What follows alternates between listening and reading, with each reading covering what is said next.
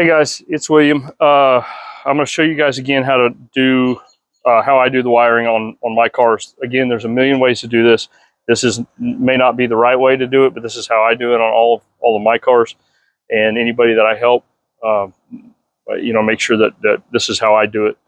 And the reason I'm doing this is because when you guys call me and you ask for help, I'm going to assume that yours is done similar to this, so that I know that everything is grounded, because grounds are super, or these cars are super particular on the grounds.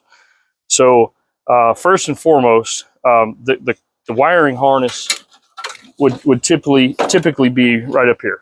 Okay, actually be this way, and you have your positive lead that comes off and it runs back here and then down to the starter. And then you have the other positive lead that runs up here to the alternator. Okay, and in that wiring is the ground. And I've separated this. I basically just took a razor blade, slid it down, and pulled the ground out.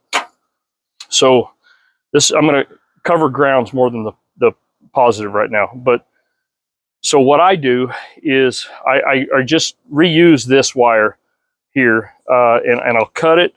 And if you look here, I've got some connectors here. I attach these connectors onto the wire. I solder or crimp and then solder them. I'll attach them here. Okay, so I'll have my block is going to be grounded to the chassis of the car. So now everything on the frame has a ground to it. All right, everything on the motor has a ground. These are one now. Okay, because if you don't have this, you're basically just using the motor mount bolts, and everything is isolated with rubber. So you have now grounded the motor to the chassis. Okay, then I'll take another piece of wire. I don't use this big a wire typically when I'm doing this, but this is just for reference. So I'll take another wire and go from here to the body. Okay, and what that will do is that will now ground the body. Okay. So now I have the motor grounded to the chassis and the chassis grounded to the body. So all of this is now one. All right. And then going back to like my fuel injection days when I was racing the Buick Grand Nationals and stuff, they were real particular on where grounds would be placed for the ECUs and stuff.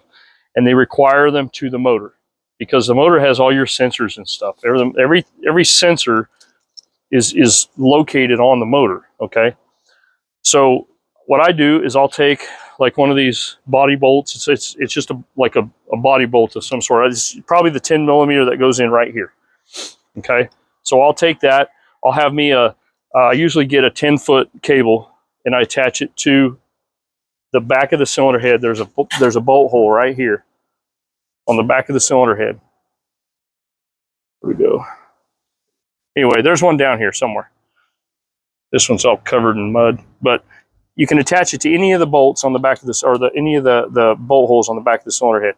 So then you'll attach it there, and this wire goes directly to your battery.